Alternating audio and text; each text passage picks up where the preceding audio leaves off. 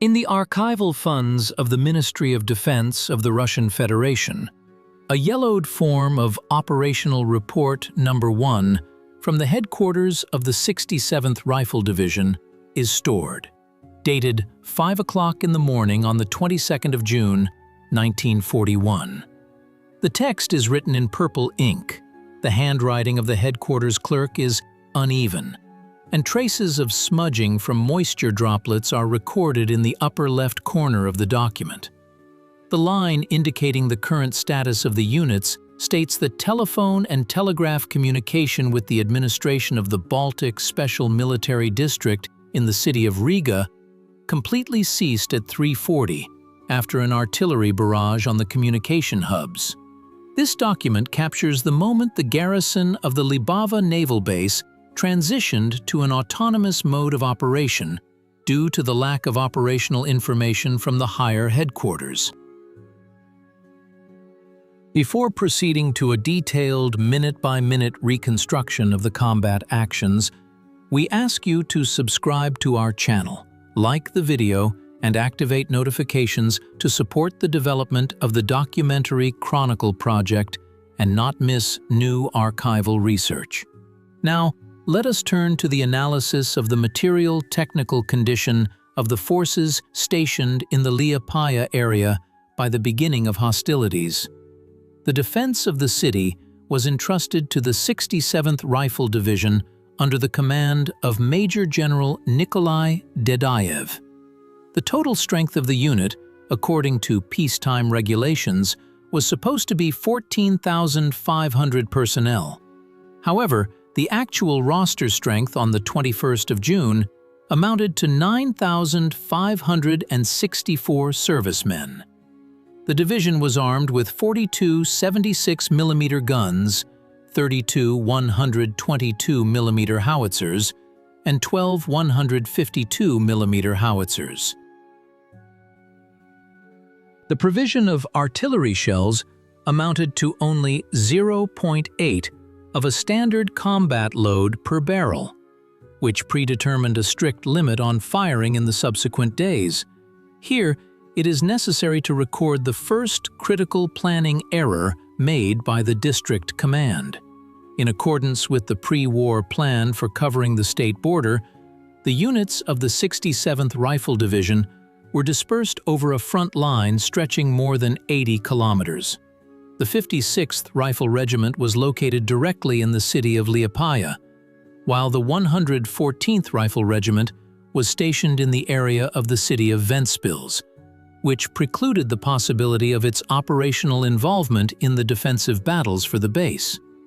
Such a linear dispersion of forces directly violated the requirements of the 1939 Infantry Combat Manual, which prescribed concentrating the main forces on the most probable directions of the enemy's main attacks in defiles and at transport hubs. As a result, the Liepaja garrison found itself cut off from its rear supply depots, located deep within the territory of the Latvian Soviet Socialist Republic. On the enemy side, the deployment was carried out by the 291st Infantry Division of the Wehrmacht under the command of Lieutenant General Kurt Herzog. This unit was fully staffed according to wartime regulations and numbered 17,800 personnel. The division was reinforced by the 503rd Heavy Artillery Battalion, armed with 24-centimeter guns, as well as units of naval artillery and assault aircraft from the 1st Air Fleet of the Luftwaffe. The German troops possessed a threefold superiority in manpower and a fivefold superiority in artillery means at the breakthrough point. The supply of the German units was carried out via the developed railroad and automobile network of the former Memel territory, which guaranteed an uninterrupted delivery of ammunition in the volume of 2.5 standard combat loads daily. The topographic features of the area around Liepaja determined the nature of the future combat operations. The city is squeezed between the coast of the Baltic Sea and the large lakes Liepajas and Tosmare, leaving only narrow isthmuses from 1 to 3 kilometers wide for the maneuver of ground forces. The chronicle of combat operations begins at 4 o'clock in the morning on the 22nd of June, when German aviation delivered the first bomb strike on the airfield, using the forces of the 31st and 148th Fighter Regiments, destroying 14 I-15 BIS-type aircraft on the ground. At 4:30, units of the German 505th Infantry Regiment crossed the state border in the Palanga area. In the path of the advancing units stood the fighters of the 6th Border Detachment under the command of Major Chernikov. The border outposts, armed only with rifles and Maxim system heavy machine guns, held their positions for 4 hours. By 8 o'clock in the morning, having exhausted their ammunition, 3 outposts ceased to exist entirely, having completed their mission of delaying the enemy's forward reconnaissance patrols. By 10 o'clock on the 22nd of June, the commander of the 67th Rifle Division, Major General Dadayev, ordered the 56th Rifle Regiment under the command of Colonel Koren to advance to the defensive line along the Barta River. This water obstacle was up to 30 meters wide and up to 2.5 meters deep, representing an effective anti-tank barrier. However, due to a lack of engineering equipment and a shortage of anti-tank mines, the Soviet units failed to create a continuous defense line, having equipped only individual strongpoints at road junctions. By 1300 hours, the forward detachments of the German 291st Division, moving on motorcycles and armored cars, reached the bridge over the Barta River in the area of the settlement of Rukava. During a 2-hour firefight, the German motorcycle battalion lost 3 armored vehicles, but managed to gain a foothold on the northern bank of the river, exploiting gaps between the positions of the companies of the 56th Regiment. During the night of the 23rd of June, the command of the Liepaja naval base, under the leadership of Captain First Rank Klavensky, conducted a mobilization of the local population. From the workers of the Tosmare shipbuilding plant and the Liepajas Metalurgs wire and nail factory, 2 workers' battalions were formed with a total strength of 1,250 men. The battalion commanders became party workers, sudmalis, and czars. The workers received obsolete Mosin system rifles, model 1891, and a limited number of RGD-33 type hand grenades from the base warehouses. These formations were immediately sent to engineer the immediate approaches to the city in the area of Lake Liepajas. On the 23rd of June at 12:30, the German 504th Infantry Regiment, with artillery support, carried out a deep flanking maneuver from the east, bypassing Lake Liepajas and cutting the Liepaja-Riga railway line and highway in the area of the city of Grobinya. Thus, the garrison's overland supply line was completely severed. From this moment, the delivery of materiel could only be carried out by sea. However, the appearance of German torpedo boats and the activity of aviation made this route critically dangerous. The density of enemy artillery fire on the eastern sector increased to 40 guns per kilometer of front. The Soviet troops defending in the Grobinya area, with the forces of 1 battalion of the 281st Rifle Regiment, attempted to conduct a counterattack but were stopped by the barrage fire of German howitzers. On June 24th, the fighting moved to the immediate approaches of the city limits. That day revealed a second serious discrepancy in archival sources, requiring detailed analysis. According to the operational reports of the Baltic Fleet headquarters, Coastal Battery No. 32, equipped with 4 130mm guns, conducted effective fire against enemy tank and infantry concentrations in the area of the Perkon State Farm, destroying up to 2 infantry companies and 11 motor vehicles. At the same time, the war diary of the German 26th Army Corps indicates that on June 24th, units of the 505th Infantry Regiment did not register artillery fire of large caliber from the seaward direction, and their advance was delayed solely by dense mortar fire from Soviet border troops in the wooded area.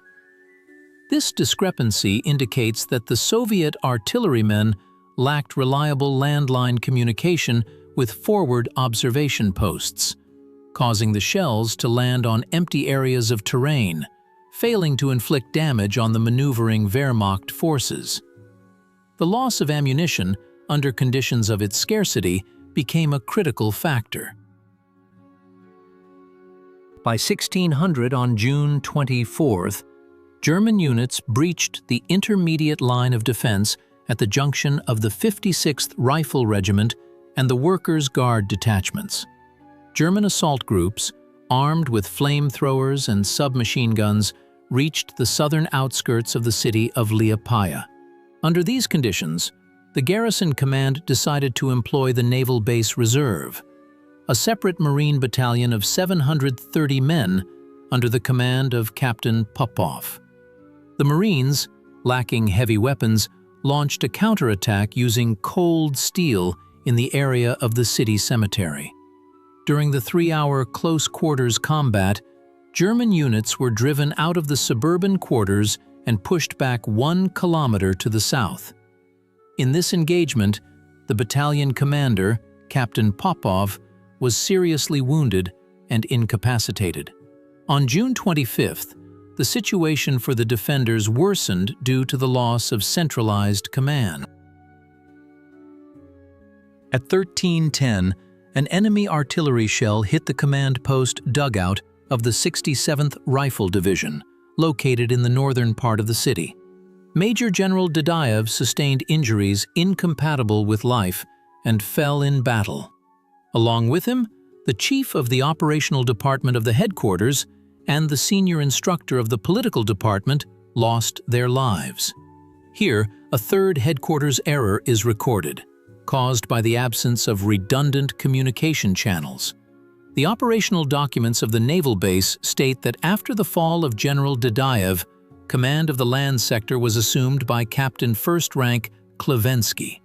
However, archival documents of the 67th Division's headquarters indicate that the division's chief of staff, Colonel Bobovich, did not receive notification of Klevensky's decision and continued to issue orders in the name of the division headquarters from an isolated bunker in the area of the Tosmare shipyard. The resulting dual command led to the 56th Regiment receiving 2 contradictory orders. Klevensky demanded to hold the southern sector at all costs, while Bobovich instructed all forces to immediately withdraw to the northern bank of the Tosmare Canal to establish a new defensive line. As a result of the uncoordinated movement of units, the right flank of the defense was exposed, which the enemy immediately exploited. The German 506th Infantry Regiment, brought up from the reserves of the 291st Division, occupied the Liepaja railway station without resistance and moved into the rear of the Soviet units holding the southern quarters. By the end of June 25th, the city's territory was split into 2 isolated zones. The southern one, where scattered groups of sailors and workers continued to resist, and the northern one, which included the naval port and the Tosmare plant. On June 26th, the intensity of street fighting reached its peak. The density of fire per linear meter of the front in the central part of the city was up to 60 shots per minute from all types of small arms. Due to the complete exhaustion of shells for the 76mm guns, Soviet artillerymen destroyed the remaining guns and joined the infantry units. Workers' detachments held the territory of the Liepajas Metalurgs plant, turning the production workshops into long-term firing points. They used metal blanks and steel sheets to create barricades at the intersections of Lenin and Brivibas streets. German infantry was forced to bring up anti-tank guns for direct fire at the windows of buildings. Each house had to be recaptured in assault operations using hand grenades. By the evening of June 26th, the defenders of the southern zone lost control of the water tower and the power station, and the supply of water and energy to the city ceased. On the night of June 27th, the logistical base of the defense was completely exhausted. The ammunition depots held only 3 to 4 rounds per rifle. In this situation, Captain First Rank Klevensky gave the order to destroy the equipment of the naval base to prevent its capture by the enemy. The submarines M71, M80, Ronus, and Spidola, which were under repair, as well as the destroyer Lenin, were scuttled by their crews in the basins of the Tosmare plant. The naval guns of coastal batteries numbered 23 and 24 were disabled by blowing up the recoil mechanisms and barrels. All reserves of liquid fuel, amounting to 4,000 tons, were burned. Columns of black smoke rose over the port, hindering visual observation for both sides. At 23 hours 30 minutes on June 27th, a coordinated attempt by the encircled garrison to break out of the city began. The forces were divided into 3 columns. The first column, under the overall command of Colonel Bobovich, was to break through to the north in the direction of Ventspils, along the coast of the Baltic Sea. The second column, under the command of Major Shalayev, struck in an easterly direction toward Grobinia and then on to Riga. The third group, consisting primarily of workers' guard fighters, attempted to infiltrate in small groups through the swampy terrain north of Lake Tosmare. The breakthrough of the first column took place in difficult terrain. Conducting a tactical audit of this decision through the lens of the requirements of the 1939 Provisional Field Manual, it must be noted that the choice of direction along the coastal strip of Skede was vulnerable. The narrow sand spit, bounded by the sea on one side and a swamp on the other, was completely exposed to German artillery fire. The German command, anticipating such a withdrawal route, deployed an anti-tank battalion and 2 companies of heavy machine guns on the heights near Skede. When the leading chains of Soviet fighters emerged into the open space, they came under crossfire. Of the 2,000 people in the first column, only about 130 servicemen managed to break through the enemy's barriers and link up with regular army units in the Ventspils area. The rest were incapacitated or taken prisoner. The second column, under the command of Major Shalayev, operated more effectively, utilizing nighttime conditions and the element of surprise. They struck at the junction between the German 504th and 505th Infantry Regiments. The Soviet fighters managed to crush the enemy's forward guard and capture 19 trucks, on which the remnants of the battalion advanced along the highway towards the city of Saldus. However, at dawn on June 28th, the column was detected by enemy aerial reconnaissance and subjected to successive raids by Junkers 87 dive bombers. The vehicles were destroyed, and the personnel dispersed into forested areas, transitioning to partisan warfare. On June 28th and 29th, German units conducted mop-up operations in the territory of Liepaja. Isolated pockets of resistance remained in the basements of the Tosmare shipbuilding plant and in the casemates of the old forts of Tsarist construction. These fortifications, erected at the end of the 19th century, had brick walls up to 2 meters thick, capable of withstanding hits from field artillery. To eliminate these strong points, German sappers used shaped explosive charges weighing 50 kilograms each, dropped through ventilation shafts. By 12 o'clock on June 29th, organized resistance within the city limits had completely ceased. The last radio message from Liepaja, intercepted by the radio interception service of the German 18th Corps, contained the phrase, "We are blowing up the last radio station, out of ammunition," summarizing the dry logistical and strategic outcome of the defense of Liepaja. One must operate with casualty figures and time indicators. During the 7 days of fighting, the units of the 67th Rifle Division and the attached forces of the naval base suffered over 7,000 servicemen and about 800 civilian defenders put out of action, missing, or captured. The German 291st Infantry Division, according to its own staff report, lost 482 men killed and 1,208 wounded.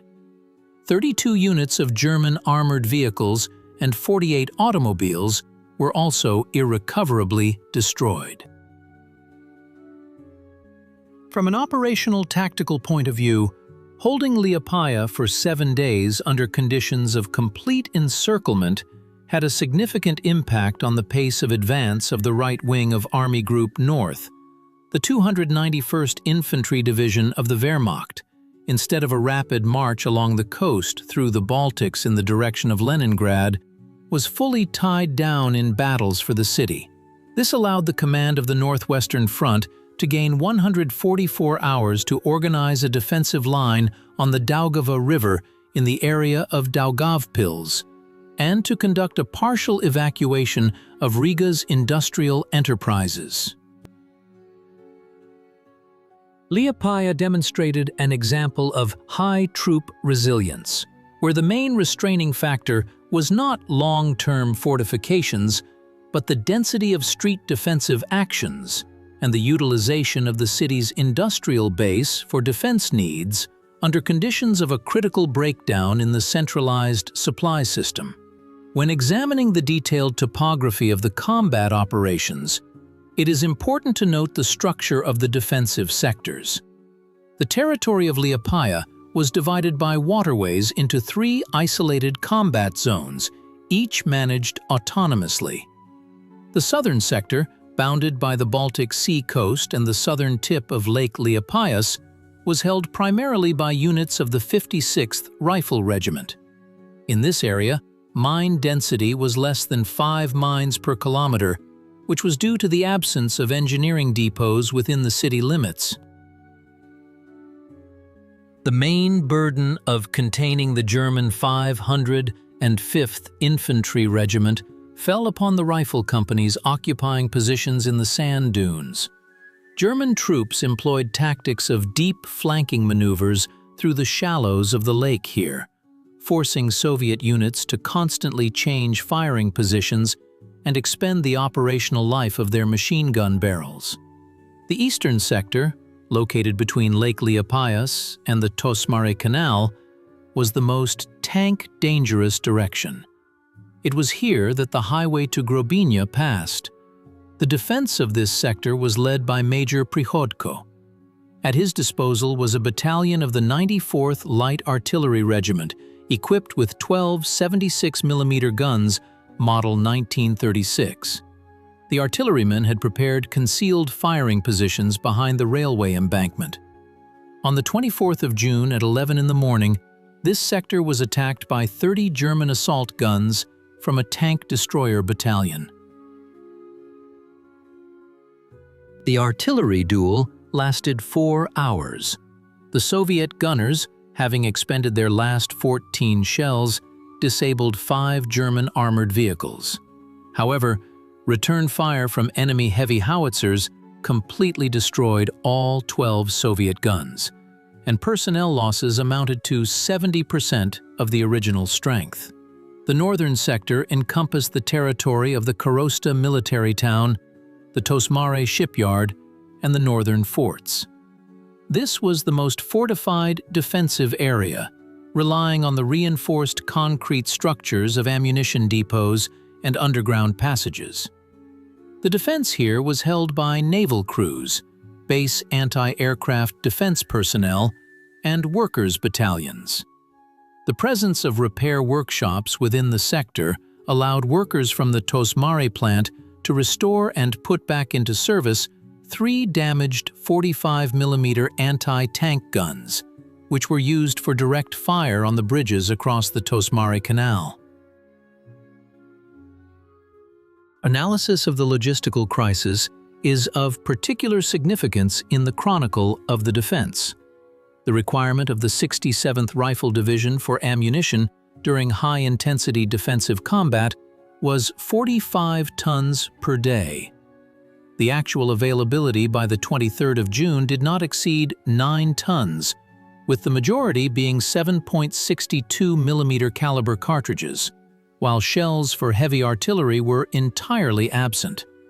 An attempt to deliver ammunition from Riga by air on the 25th of June ended in failure. 2 transport aircraft of the PS-84 type were intercepted by German Messerschmitt 110 fighters on approach to Liepaja and were lost along with their crews. The sea transport Vienninja, sailing from Ventspils with a cargo of medicine and cartridges, was attacked by German aircraft on the 27th of June, 10 miles from the Liepaja lighthouse, and sank within 12 minutes, taking all its material cargo to the bottom. A critical analysis of the rear service's actions shows that the evacuation of the wounded and the civilian population from the city was not properly organized. By June 25th, the hospitals in Liepaja contained over 1,400 wounded servicemen. Due to the lack of medical transport and the blockade of land routes, only 90 people could be evacuated aboard MBR-2 hydroplanes, which made night landings on the surface of Lake Liepajas under enemy artillery fire. The remaining wounded were left in the hospital basements and, after the organized resistance ceased, were taken prisoner. Analyzing the tactical methods of the German troops, a high degree of cooperation between their ground forces and aviation should be noted. Each advance by the infantry battalions of the 291st Division was preceded by a 15-minute strike from ground attack aircraft, which suppressed identified Soviet machine gun nests. The German infantry moved behind the artillery barrage using assault groups of 8 to 10 men equipped with demolition charges, hand grenades, and automatic weapons. This allowed them to methodically infiltrate through the sparse formations of the Soviet 56th Regiment, avoiding protracted frontal clashes in open terrain. In contrast, Soviet counterattacks were sporadic. Due to the failure of RB-12 type battalion-level radio stations, company commanders had no operational communication with each other and went on the offensive without artillery support, guided by the sounds of battle. This led to high casualties. Nevertheless, the high resilience of the personnel in close combat forced the enemy to spend time regrouping forces and bringing up reserves, which completely disrupted the timetable of the German General Staff, which had allocated no more than 48 hours for the capture of Liepaja from the start of Operation Barbarossa. On June 29th, when the last casemates of the northern forts were blocked, the German command recorded the completion of the task of liquidating the Liepaja naval base. However, the strategic effect of the 7-day delay of the German offensive on the Baltic coast had a long-term impact on the entire course of the summer campaign of 1941 in the northern strategic direction. The 291st Wehrmacht Division lost up to 20% of its offensive potential and was forced to spend 3 days in the Liepaja area to replenish materiel and rest personnel, which gave the Soviet command additional time to fortify the distant approaches to Leningrad. Archival materials, including combat logs and ammunition expenditure reports, allow for the reconstruction of this picture with a high degree of accuracy. The defense of Liepaja remains in history as an example of an operational encirclement, in which the tactical resilience of the units and the mobilization of local resources compensated for the errors of pre-war planning and the critical superiority of the enemy in materiel for waging war.